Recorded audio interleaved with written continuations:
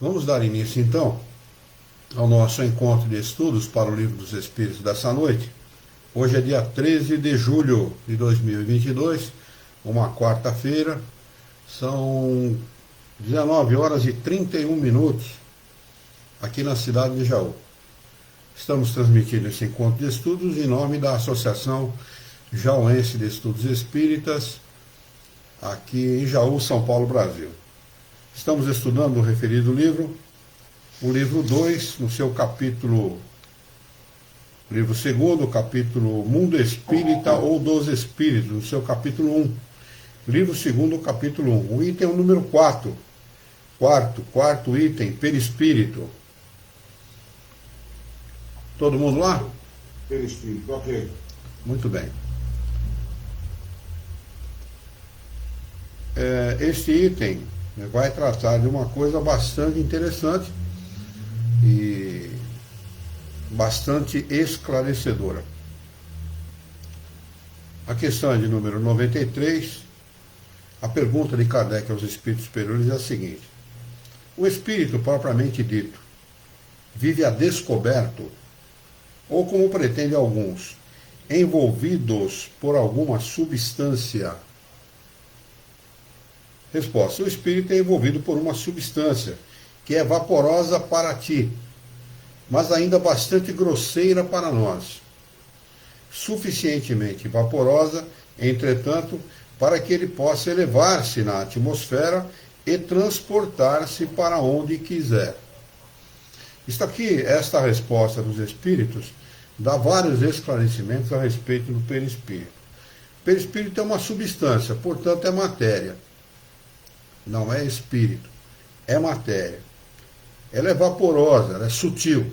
Nós não conseguimos ver normalmente, a não ser por quando o espírito promove algum fenômeno mediúnico, né? Então ele consegue ser visualizado pelos olhos materiais, pela nossa visão material.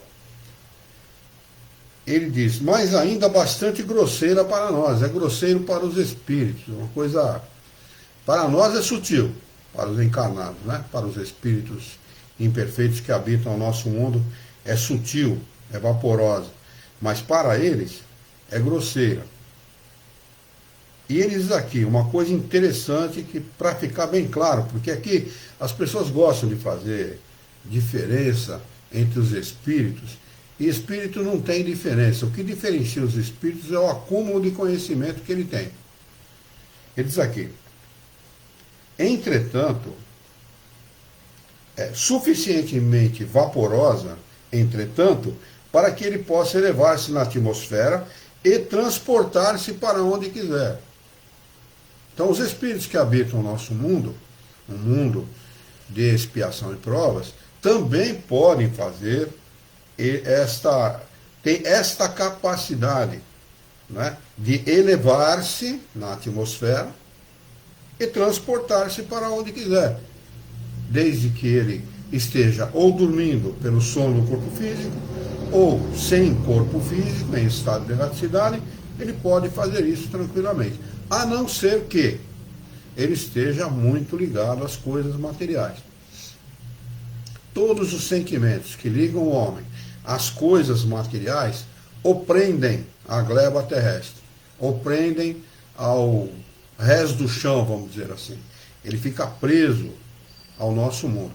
Salvo isso, ele tem condição perfeitamente de elevar-se, né, de viver na atmosfera e de transportar-se para onde quiser, pelo pensamento. Tá bem? Então ele não faz distinção aqui, não é, de espíritos extremamente elevados, não precisam ser espíritos perfeitos e tal, para que isso ocorra. Não. Todos os espíritos têm essa condição e gozam dessa condição a partir do momento em que estão sem o corpo físico. O corpo físico atrela o espírito à gleba terrestre. Por isso que os espíritos dizem que toda vez que o espírito desencarna, ele é liberto dos grilhões do corpo físico.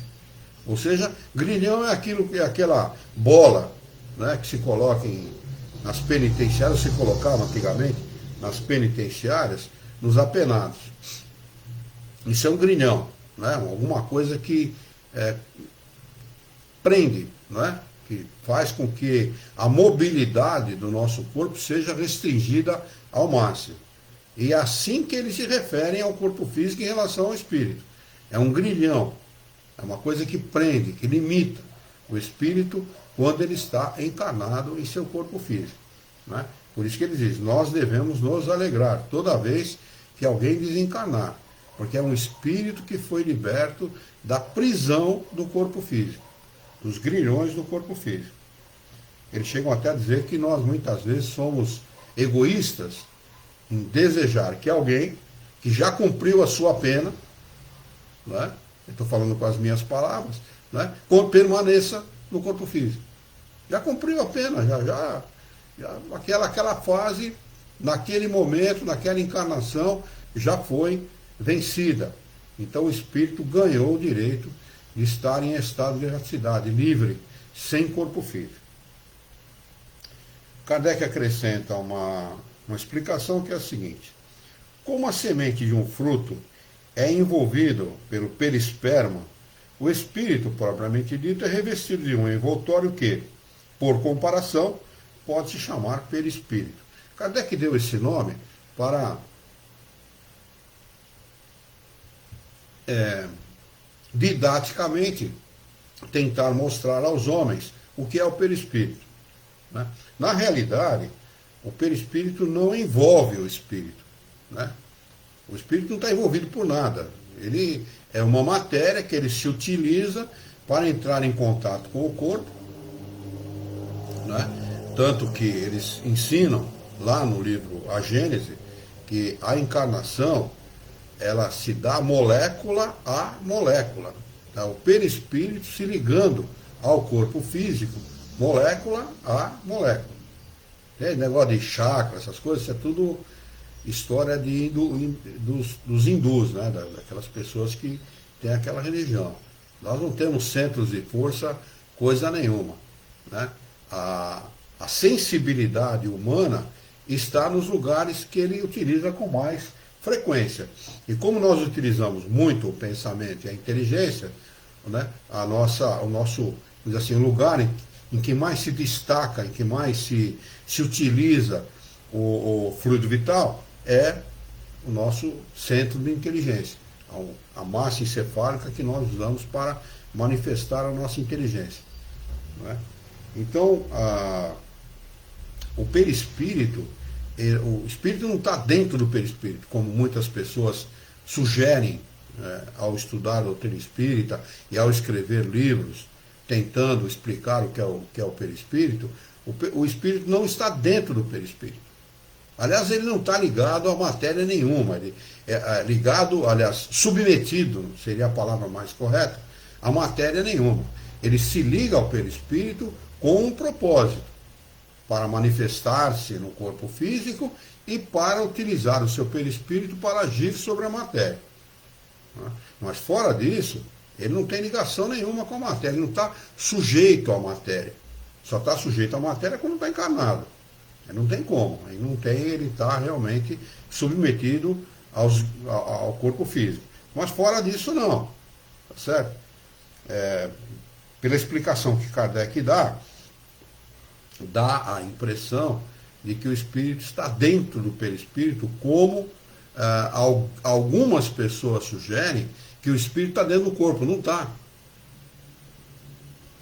Mas o perispírito está sempre junto ao espírito. Sim. Olha, vamos fazer a seguinte comparação. O perispírito está para o espírito, assim como o combustível está para qualquer máquina. Ele precisa do combustível para poder se manifestar. No nosso caso, os espíritos, eles recebem todas as impressões do mundo material através do corpo físico, que é transmitido para o perispírito, e o perispírito transmite essas sensações para o espírito. Então, o espírito não está nem dentro do perispírito, nem dentro do corpo. Ele perpassa o corpo. ele se utiliza do corpo. Ele não é o corpo, ele não é o perispírito. Né? Tanto isso é verdade, o perispírito é uma coisa tão volátil, ele muda com tanta frequência, que ao adentrar um mundo diferente, o espírito troca de perispírito. Conforme o mundo que ele adentra, por exemplo, durante o sono do corpo físico, nós saímos daqui e vamos para o planeta XYZ, encontrar com um espírito parente nosso, amigo de outras encarnações e tal, para confabular com ele, trocar ideias, né? Fazer alguma coisa. Ao adentrar aquele planeta, nós temos obrigatoriamente que modificar o nosso perispírito com as substâncias que constituem aquele planeta. É obrigatório isso, senão o espírito não tem como se manifestar. Você muda a substância, mas não muda a forma. Você continua como você é. Você continua uma individualidade. Certo. O espírito não muda, não se altera. O que altera é matéria. Seria a individualidade como nós nos vemos hoje? Ora, a aparência, nesse caso, pouco importa. Nós já falamos da aparência, né, do que os espíritos falam, da aparência do espírito. Para nós não tem uma forma definida, para nós, os encarnados, mas para eles tem. Então, aquilo que a gente entende como forma humana, é uma forma humana relativa ao planeta em que nós vivemos, e não ao espírito propriamente dito. O espírito não tem essa forma como nós a conhecemos. Deve ser, suponho eu, que seja semelhante, mas não igual. Tanto não que é uma para regra obrigatória, então. Não, tanto que para se fazer visível, ele tem que dar ao seu perispírito a forma que ele tinha quando estava encarnado, para ser reconhecido pelo espírito que está encarnado. Senão ele não consegue ser reconhecido. Claro. O que eu estou dizendo agora em relação ao perispírito é o seguinte: o perispírito não é constante. Essa história de dizer que o espírito traz marcas de nascimento de outras encarnações, isso é tudo conversa fiada, isso não existe. Não é verdadeiro isso. Não está nas bases da doutrina espírita, isso como ensinamento. O espírito, ele troca o seu perispírito, ele modifica o seu perispírito de conformidade com as suas necessidades. Quanto mais evoluído, mais diferente é o perispírito. Embora as substâncias que o compõem sejam as mesmas para todos. Por exemplo, Jesus tinha um perispírito com as substâncias constituintes do planeta Terra.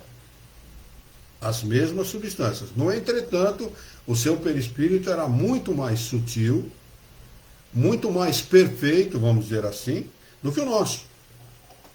Porque ele tinha que apropriar o perispírito que ele estava adquirindo para se manifestar aqui na Terra, a sua evolução espiritual.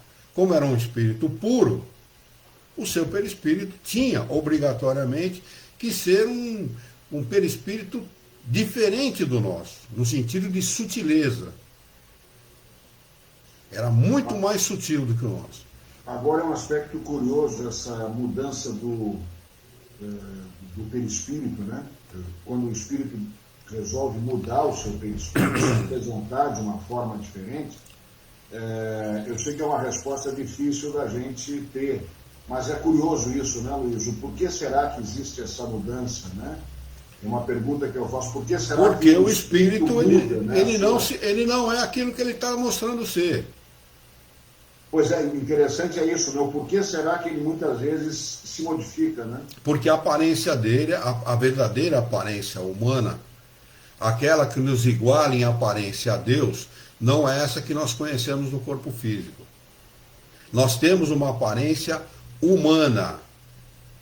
Nós não somos, não aparentamos animal. Não somos grosseiros a ponto de ser comparado, por exemplo, com um macaco, por exemplo. Não é? A nossa aparência é uma aparência muito mais elaborada, muito mais, vamos dizer assim, preparada para a manifestação do Espírito aqui na Terra. No entretanto, olha, eu vou ler novamente, gravem isso, procurem entender isso que os Espíritos estão ensinando. O Espírito é envolvido por uma substância que é vaporosa para ti. Está falando com Kardec. Ó, Hipólite, o Espírito, o perispírito, ele é envolvido por uma substância que é vaporosa para ti, ou seja, você não consegue ver, enxergar, perceber através dos olhos materiais, mas ainda bastante grosseira para nós. Olha a diferença. Olha o que é o nosso perispírito para os espíritos superiores. É grosseiro. É uma coisa bruta. É uma coisa que tem que ser elaborada. Se ela tem que ser elaborada, é porque o espírito, ao longo das suas encarnações, vai tornando o seu perispírito cada vez mais sutil. Cada vez mais apropriado à evolução do seu próprio espírito. Assim que a gente pode entender que Jesus teve um perispírito completamente diferente do nosso. Muito mais apropriado à sua evolução, à sua grandeza espiritual. Ele foi o maior de todos os espíritos aqui encarnados. O maior deles, não teve maior que Jesus. Ninguém foi maior que Jesus. Jesus, do ponto de vista da evolução, é o maior de todos os espíritos encarnados aqui na Terra.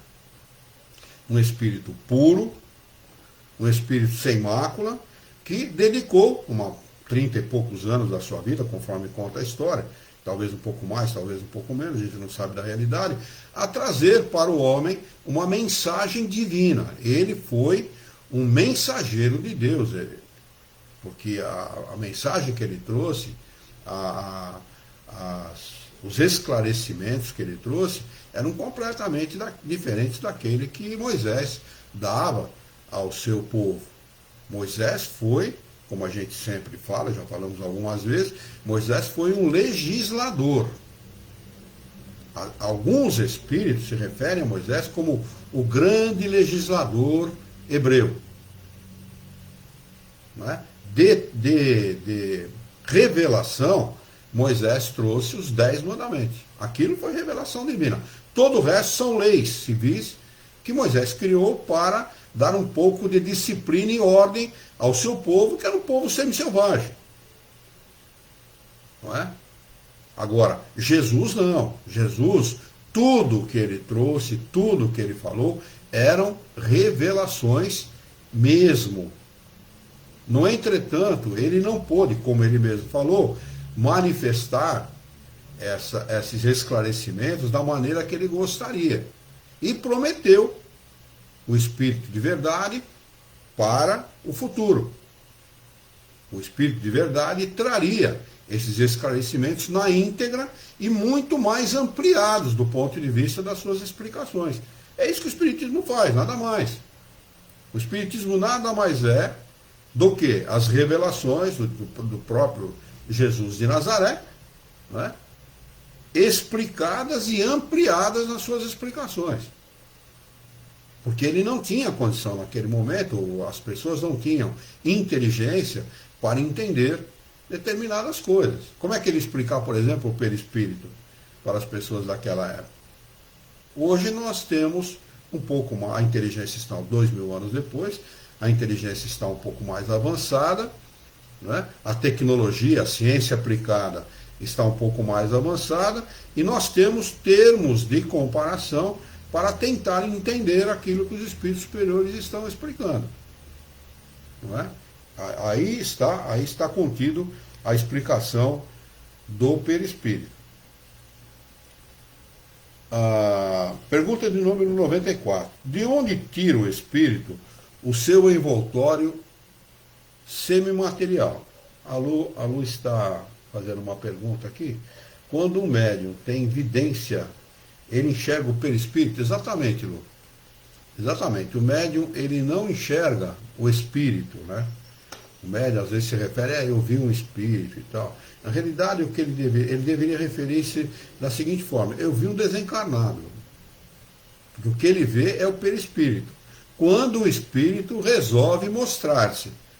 né? Que tem espírito que fica em volta do médium, embora o médium seja um médium que tem evidência, e ele não vê nada, porque o espírito resolve não se mostrar. Né? O espírito precisa dar uma condição especial ao seu perispírito para que o médium possa, pela mediunidade da evidência, verificar a presença daquele espírito. Né? Então Kardec pergunta, de onde tira o espírito o seu envoltório semimaterial? Resposta dos espíritos superiores, do fluido universal de cada globo, de cada planeta. É por isso que ele não é o mesmo em todos os mundos. Passando de um mundo para o outro, o espírito muda de envoltório como mudais de roupa. Aquilo que a gente estava falando agora há pouco. Sim. Não é? Então, quando nós vamos encarnar em um planeta, encarnar pela primeira vez em um planeta, ou reencarnar, né, nesse planeta, nós formamos o nosso perispírito das matérias que constituem aquele planeta.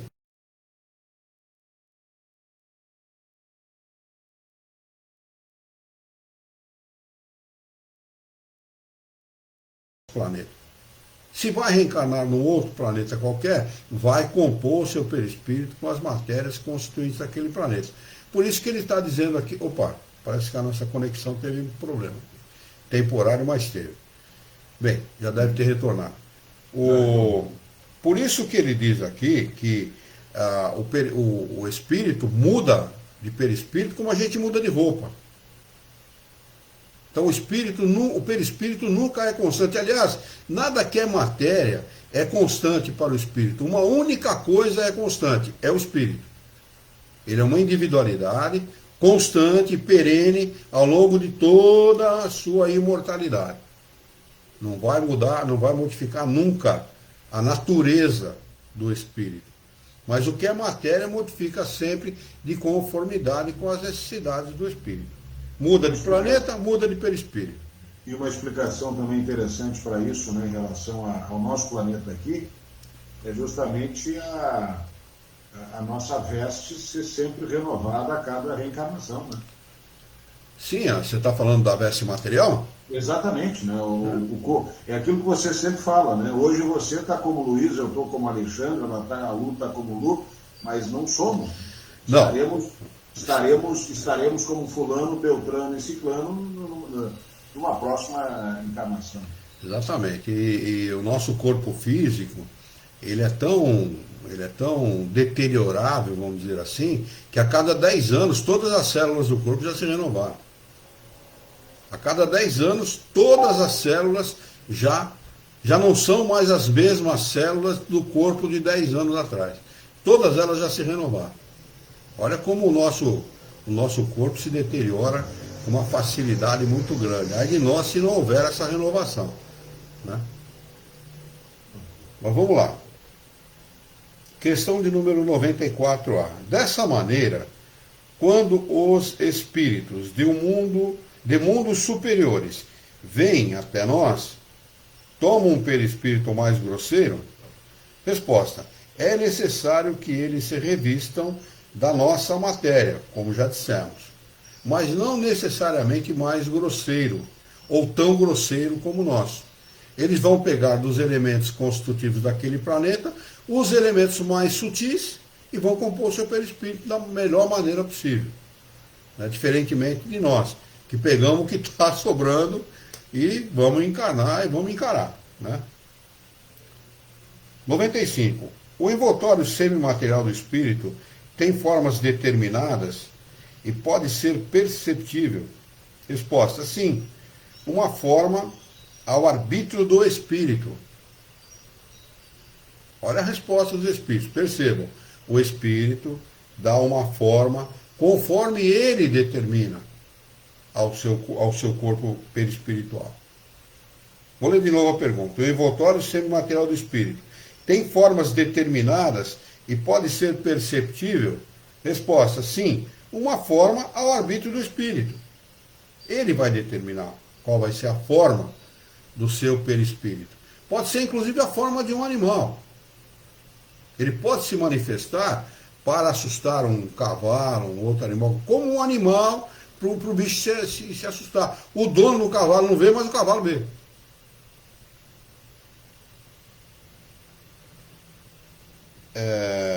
E é assim que eles vos aparecem algumas vezes, seja nos sonhos, seja no estado de vigília, podendo tomar uma forma visível e mesmo palpável.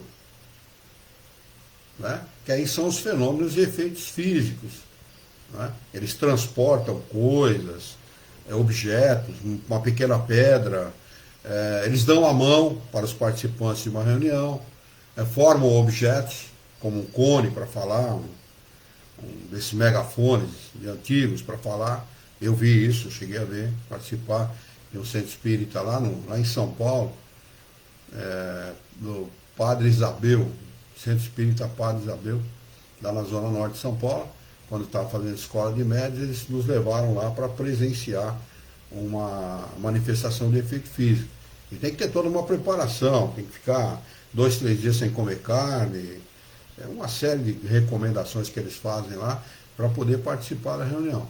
Né? É muito interessante esse tipo de reunião. Eu conheci o presidente do Museu Espírita do Estado de São Paulo, já desencarnado. Ele é parente lá daquela turma que construiu o Pacaembu, né? Daquela família. Machado de Carvalho, né? Isso. Paulo Machado de Carvalho era o nome dele. Né? E o Paulo Machado de Carvalho, ele era um descrente, totalmente cético, não acreditava em fenômeno espírita, não acreditava no espiritismo, não acreditava nos espíritos, e por insistência de um amigo, segundo o que ele mesmo me contou, uma vez que eu estive fazendo uma visita lá, ele falou: eu fui numa reunião, num trabalho de efeito físico, um trabalho de materialização. E ele, em pensamento, ele falou assim: eu gostaria que um espírito viesse me cumprimentar, ou falar comigo, alguma coisa assim e tal. O espírito se materializa na frente dele. Isso é uma reunião mediúnica. Uma reunião mediúnica. O espírito se materializa na frente dele, faz um gesto no ar e dá na mão dele. Fala: isso aqui é um presente, põe na mão dele, isso aqui é um presente para você. E era uma pedrinha, ele mostrou essa pedra, eu tenho a fotografia dessa pedra, está guardada comigo. Né? E materializou a pedra? Na realidade eles não materializam nada, eles fazem é um processo mediúnico, processo fluídico, através do qual ele envolve uma pedra que já existe na natureza, eles não criam nada, eles envolvem uma pequena pedra e transportam aquela pedra do local onde ela estava para o local da reunião. Ah, ok. Eles podem fazer isso com qualquer coisa, né, com qualquer objeto, desde que tenham permissão, é claro. Né? Então ele transportou aquela pedra para aquele ambiente, colocou na mão do Paulo Machado de Carvalho, e a partir daquele momento ele se tornou espírita, montou o museu, ele é um sujeito de posses materiais, tinha muita posse material, ele bancou todo o Museu Espírita de São Paulo, é bancado do bolso dele. Né? Ele trouxe obras dos Estados Unidos de Andrew Jackson Davis, que foi um médium que surgiu antes de Kardec, previu o aparecimento do automóvel, do telefone, do próprio espiritismo, várias coisas. Um médium que escreveu, se eu não me engano, o nome da obra é Arcânia Celeste. São 4 ou 5 ou 6 livros desta grossura, e prevendo uma série de coisas e tal. E o Dr. Paulo Machado de Carvalho soube que tinha uma obra dessa à venda nos Estados Unidos, foi lá nos Estados Unidos e trouxe uma obra dessa para o museu. Né? Está em inglês, parece, ele estava traduzindo na época, e muito interessante. O Dr. Paulo, ele se transforma em espírita tornou-se espírita convicto dessa maneira. Né?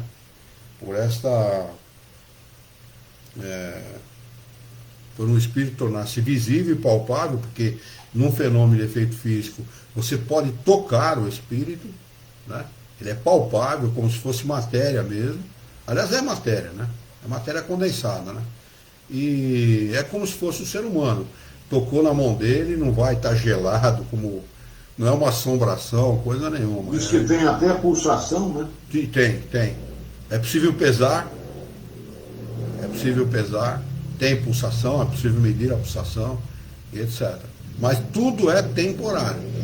Aliás, bastante temporário. Não existe espírito que fica nesse estado durante muito tempo. Ele Você pode... está falando de segundos. Não, até um pouco mais, chega a ficar até um pouco mais. Teve um caso de um cientista, não sei se eu vou lembrar o nome dele agora, inglês, que ele fez uma pesquisa com o espírito de Kate King, não é?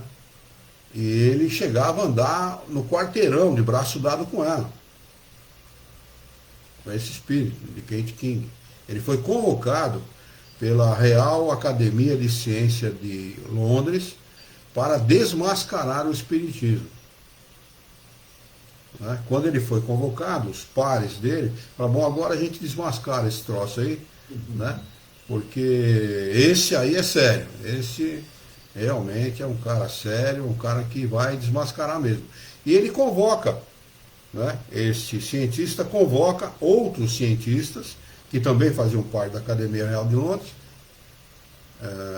inglesa, para participarem das sessões mediúnicas, e eles começaram uma médium, né? Tomavam-se todas as providências para que não houvesse nenhuma fraude, nada, e essa médium recebia esse espírito de Kate King, e a Kate King brincava com os filhos dele, era na casa dele feita, essas experiências eram feitas na casa dele, né? Ele andava de braço dado com a Kate King, pesava, chegou a pesar, chegou a tirar fotos dela, várias fotografias, né? É só digitar Kate King no Google aí que você vai achar essas experiências, né? E no final de toda essa pesquisa que ele fez, ele chegou na Academia Real de Ciência e falou, olha, eu só posso ser uma coisa, é tudo realidade. Não posso negar nada. Não só não desmascarou, como confirmou tudo. Como confirmou. Porque realmente era real. Não tinha como, não tinha o que desmascarar. Como ele era um cara muito sério, ele era um cara de fazer as coisas de maneira séria, né? Ele não, aí foi execrado pelos seus pares da Academia de Ciências e tal, porque são muito vaidosos, não admitem aquilo que está acima do conhecimento deles e tal, né? É o que Kardec fala, né? Muito bem, vamos para 96 agora. Ah, não tem 96, já é um próximo item já. Ficou alguma dúvida a respeito de perispírito? Claríssimo. Não tem mais nenhuma pergunta. Aqui pelo Facebook nós não temos ninguém. Muito bem, então vamos passar para o item 5. Diferentes ordens de espíritos. Questão de número 96. Os espíritos são iguais ou existe entre eles alguma hierarquia? Resposta: são de diferentes ordens, segundo o grau de perfeição que tenham chegado. 97. Pergunta: há um número determinado de ordens ou de graus de perfeição entre os espíritos? Resposta: é ilimitado o número dessas ordens, pois não há entre elas nenhuma linha de demarcação traçada como barreira, de maneira que podem se multiplicar ou restringir as divisões à vontade. Não obstante, se considerarmos os caracteres gerais, poderemos reduzi-las a 3 ordens principais. Na primeira ordem, podemos colocar os que já chegaram à perfeição, os espíritos puros. Na segunda, estão os que chegaram ao meio da escala. O desejo do bem é a sua preocupação. Na terceira, os que estão ainda na base da escala, os espíritos imperfeitos, que se caracterizam pela ignorância, o desejo do mal e todas as más paixões que lhes retardam o desenvolvimento. Adivinha aonde nós os incluímos? Não há dúvida. E o mais interessante é que esses espíritos da terceira ordem muitas vezes não são maus. São antes ignorantes. Ignoram, não conhecem. E como não conhecem, não podem usufruir daquilo que não conhecem. Tá? Pergunta de número 98. Os espíritos da segunda ordem só têm o desejo do bem? Terão também o poder de fazer? Resposta. Eles têm esse poder, de acordo com o grau de sua perfeição. Uns possuem a ciência, os outros a sabedoria e a bondade. Todos, entretanto, ainda têm provas a sofrer. São os espíritos que são intermediários, né, entre os espíritos imperfeitos e os espíritos puros. Questão de número 99. Pergunta: os espíritos da terceira ordem são todos essencialmente maus? Resposta: não. Uns não fazem bem nem mal. Outros, ao contrário, se comprazem no mal e ficam satisfeitos quando encontram ocasião de praticá-los. Há ainda espíritos levianos ou estouvados, são os irresponsáveis, né? Mais travessos do que malignos, no plural, que se comprazem mais na malícia, na maldade, na malícia não, a tendência para o mal, né, para a malícia, do que na maldade, encontrando prazer em mistificar, em enganar e causar pequenas contrariedades das quais se riem. Então, os irresponsáveis no mundo espiritual, né? Aqueles que não têm responsabilidade com nada. Aliás, é o que mais nós encontramos, né? É impressionante, não dá para entender a nossa sociedade. Hoje eu estava lendo na internet que aquele médico do Rio de Janeiro, que cometeu aquele estupro contra aquela senhora que estava tendo um parto, o número de seguidores dele da rede social aumentou. Eu vi isso. Que absurdo. Ele tinha 300 e poucos, 500 e poucos, foi para 26 mil. Como é que pode? Que sociedade é essa? Que sociedade é? Que dá importância para um facínora como esse? Como é que pode? Como é que pode acontecer? Que sociedade é a nossa? Aí está explicado. Por isso que a regeneração desse planeta aqui, meu amigo, está para acontecer daqui a, sei lá, 10, 15 mil anos. A gente não sabe, né? Porque Deus tem os seus caminhos, né? Deus tem os seus... vendo, né? Deus tem os seus... Se depender do homem, né? Mas Deus tem os seus métodos e tem a sua maneira de realizar as coisas, né? Porque a gente tem que entender também que existe uma coisa chamada transmigração das almas. Isso é uma coisa muito importante a ser considerada. Nós vamos estudar ainda a transmigração das almas. A transmigração das almas, ensinada pelos espíritos superiores, propõe o seguinte: de todos os desencarnes coletivos em massa, acontece uma transmigração, ou seja, essas almas são levadas para um planeta e lá eles vão servir para o progresso daquelas pessoas que lá estão encarnadas, e outras vão ser trazidas para o nosso. Assim que se dá a mudança da mentalidade dos planetas, a mudança da mentalidade dos homens. É assim que ocorre, pela influência da encarnação de espíritos que vêm de outros planetas mais adiantados encarnar entre nós. Então Deus tem os seus métodos. Ele sabe o que faz, ele sabe como faz e quando faz. Não é? Então, essas pessoas que são irresponsáveis, são inconsequentes, certamente elas vão servir de instrumento de evolução em outro planeta mais atrasado, com certeza. Vão sair daqui, de alguma maneira, ou por um desencarne coletivo, em massa, ou individualmente, e vão servir de instrumento de evolução em outro planeta. Vão encarnar lá em planetas primitivos, onde não existe nem o fogo, né, onde se mora em cavernas, onde não existe ainda a sociedade, onde não existe coletividade, o homem não vive em grupo, vive individualmente. Vão servir de instrumentos. Como é que nós, no nosso planeta, descobrimos o fogo? Como é que o homem descobriu que ele participava da reprodução humana? Até pouquíssimo tempo, do ponto de vista da história humana, até pouquíssimo tempo o homem não sabia que fazia parte da reprodução humana. Ele achava que a mulher engravidava, você sabe-se lá como. Depois que ele começou a perceber que da relação sexual que ele tinha com a mulher é que a mulher engravidava. Né? Então tudo faz parte de um projeto, de um programa evolutivo, que é bastante lento no nosso mundo, realmente bastante lento, né? Até progressos muito mais avançados e muito mais rápidos em mundos mais avançados. Mas tudo faz parte do projeto, o Criador sabe o que ele faz. Né? Aliás, quando Kardec pergunta para os espíritos o que pensar da maldade humana, né, da perversidade dos homens, diz, olha, você está considerando apenas do ponto de vista do seu planeta, não é assim que nós devemos considerar. O planeta Terra é como se fosse um bairro sórdido de uma grande cidade. Apenas isso.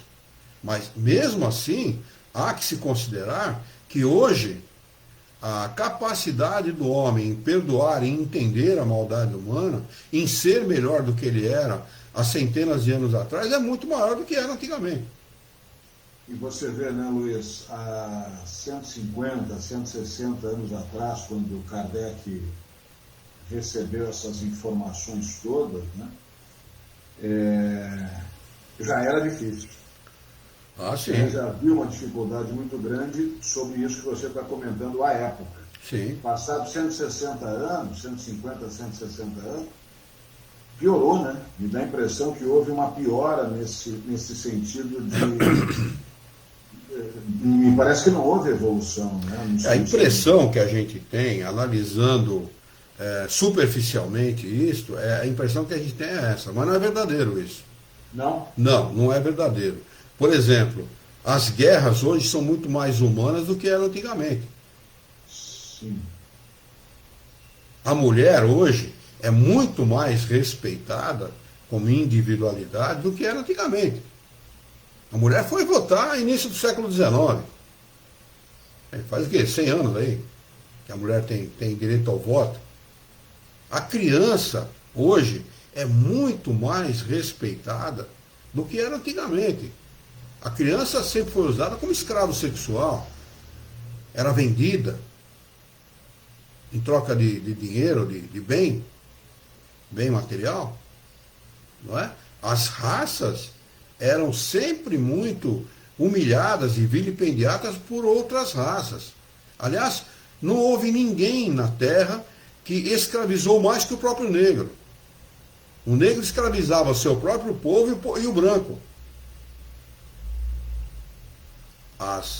Hoje em dia, há muito menos preconceito de cor, de raça e de credo do que há 100 anos atrás. Sim. Há 100 anos atrás era muito comum as pessoas se matarem por causa de crença, por causa de cor de pele, por causa de maneira de entender a vida. Não é? Olha as cruzadas aí no século XIV, século XIII. Talvez essa própria sensação que nós temos de que houve uma piora é pelo próprio crescimento populacional, né? Talvez.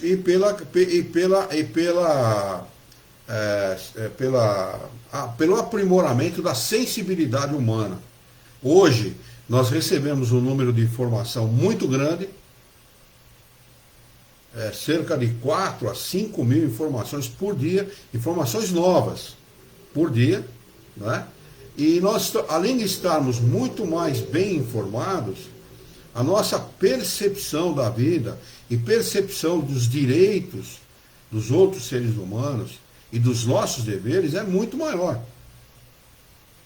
Não é? Então essa democratização da informação vai fazer com que o homem realmente comece a se preocupar com coisas que ele não se preocupava antigamente por ignorância. Não é? Olha o que nós estamos fazendo. Você está em Florianópolis. Eu estou na cidade de Jaú. Nós estamos aí, acredito que a cerca de 1.200, talvez até um pouco mais, quilômetros de distância um do outro. enquanto que a Luciana e a Dani estão aqui a metros de distância.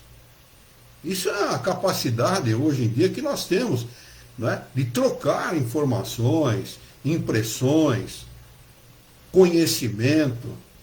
Né? Isso é uma coisa extraordinária. Depois é o seguinte, se você entrar lá na nossa página no YouTube, na página do Facebook, tem vídeos nossos que já tiveram centenas de visualizações. Quantas pessoas não vão se informando, ainda que às vezes superficialmente, daquilo que a gente estuda aqui?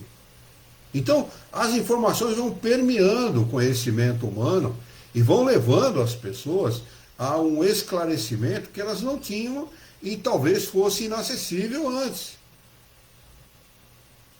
Porque uma coisa é você ter a informação à disposição, outra coisa é você buscar essa informação. E hoje está na ponta do dedo a informação. Então, um aparelhinho como esse, né? Um mero telefone, smartphone, como a gente costuma chamar, né? Está na ponta do dedo todo tipo de informação. O que você quiser saber está aqui. Não tem quem não quer. Só não vê quem não quer. Mas é tão presente na vida da pessoa que uma hora ela vai se interessar por isso.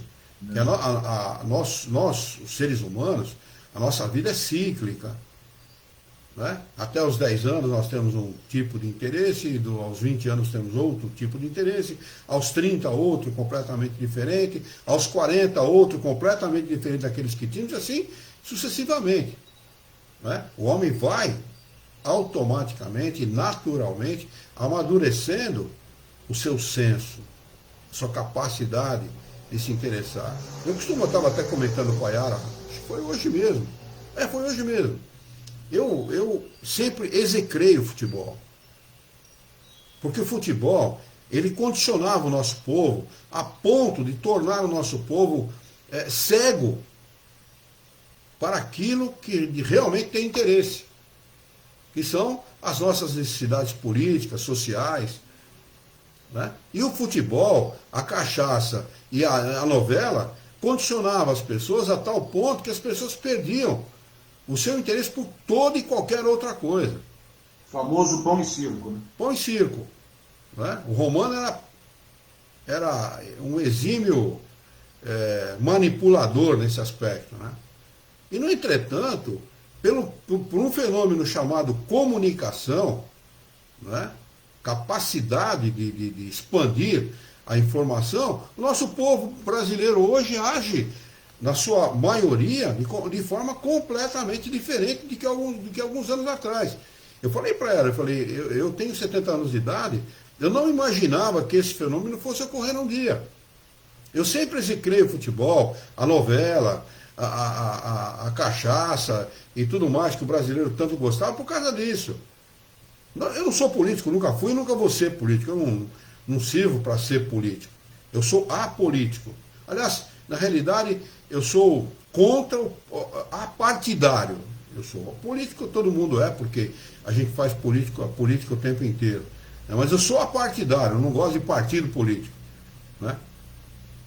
Agora, é uma necessidade humana participar dos interesses sociais de uma nação, dos interesses patrióticos de uma nação. E o nosso povo não fazia isso. Nosso povo, ao contrário, era impressionante a gente vê o quanto o nosso povo era irresponsável nesse aspecto. E hoje em dia a gente vê que pelos meios de comunicação, pelos meios de informação, o nosso povo parece que é outro povo. Parece outra sociedade. E um aspecto interessante nisso também é a proposta do espiritismo, né, Luiz? Porque se houvesse de fato uma compreensão, né, das pessoas sobre o que diz a doutrina, o que ensina a doutrina, o que prega a doutrina espírita, se todo cidadão, seja ele de bem ou até de mal, principalmente cidadão de mal, se ele tivesse acesso à doutrina espírita, à informação que consta aí na obra doutrinária, como as pessoas e esse mundo se tornariam um pouco melhores. Sem dúvida, mas isso também acontece da mesma maneira com o cristianismo pregado por Jesus, há 2000 anos atrás. É a mesma coisa. há 2000 anos depois, nós vemos que as pessoas dão mais importância para o Velho Testamento do que para os ensinamentos de Jesus. Colocam Moisés à frente de Jesus, sendo que Jesus está muito à frente de Moisés. E o Espiritismo à frente do próprio Jesus. Sem dúvida.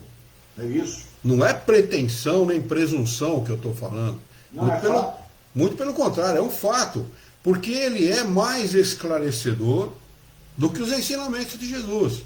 Os ensinamentos de Jesus dão, eu vou usar o termo popular para me fazer entender. Jesus dá uma palhinha daquilo que ele ensina aqui como Espírito de Verdade. Apenas uma palhinha, né? Dá um toque, vamos dizer assim. Aqui no Espiritismo não.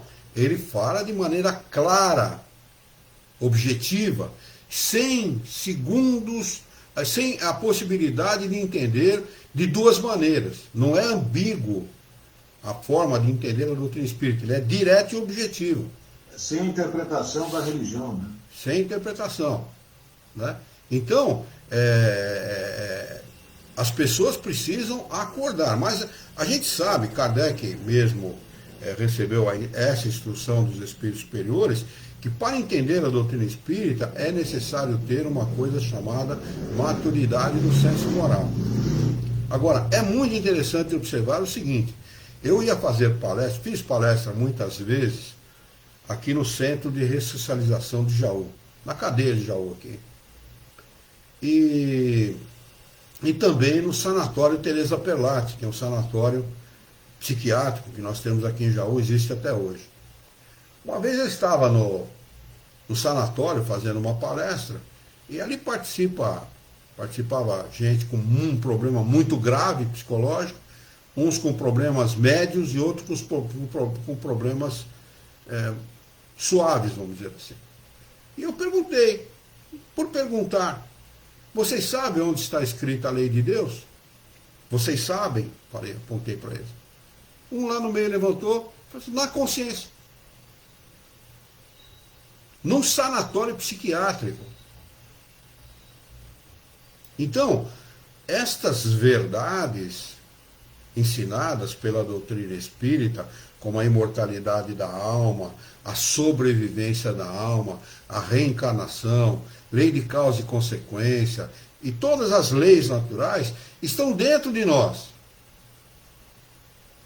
É que o homem, até um determinado ponto, ele não valoriza ou não dá a devida atenção àquilo que ele precisa aprender. Mas isso é natural.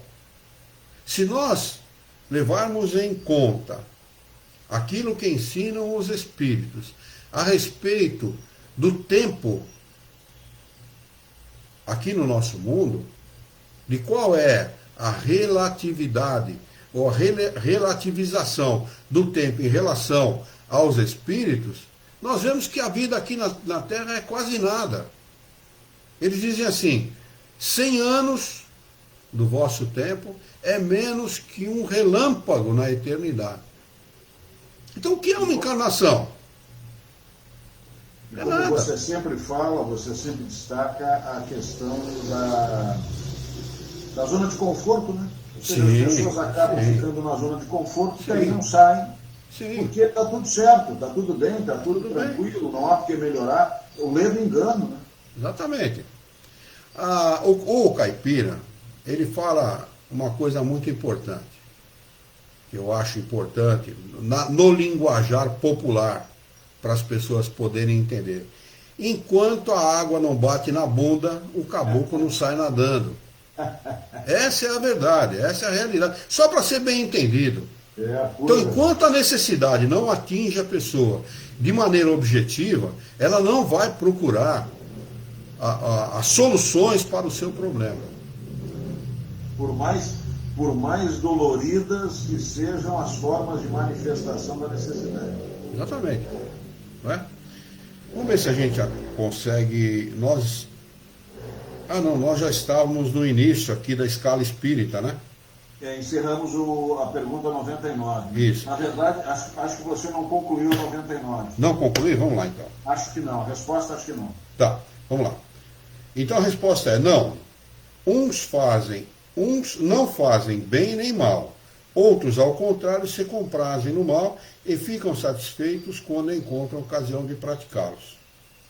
Há ainda espíritos levianos ou estouvados, mais travessos do que malignos, que se comprazem mais na malícia do que na maldade, encontrando prazer em mistificar e causar pequenas contrariedades das quais se riem. Então a gente vai marcar aqui a escala espírita, o item 6, para a próxima quarta-feira. Retomamos no item 100, né? De número 100. Isso, questão de número 100, item 6, escala espírita. Ok, item 100 de escala espírita. Isso mesmo. Nós vamos fazer a nossa prece de encerramento e depois a gente pode aí, por mais alguns minutos, bater um papo. Ok? Ok. Então vamos lá. Vamos elevar o nosso pensamento, mentalizar a figura excelsa e amiga de Jesus, nosso mestre, nosso modelo e guia da humanidade, e juntos com Jesus vamos nos dirigir ao Criador, ao Senhor da vida, fonte inesgotável de paz, de amor, de bondade, de misericórdia e justiça, para agradecê-lo muito pela oportunidade de aqui estarmos reunidos em seu nome, para estudarmos as questões propostas pelo Livro dos Espíritos dessa noite. Queira o vosso amor, a vossa misericórdia, que tenhamos bom ânimo, coragem, determinação, ideias renovadas, alegria de viver e muito entusiasmo, para que nós possamos trabalhar e sermos úteis à sociedade em que vivemos. Ajuda-nos ainda, Senhor, dá-nos a força e a coragem, para que nós possamos orientar a própria existência, por um profundo e sincero respeito pelo nosso próximo. Em teu nome, Senhor, em nome de Jesus, em nome dos bons espíritos, em nome do nosso diretor espiritual e de sua equipe, nós declaramos encerrados os nossos estudos dessa noite, e que assim seja.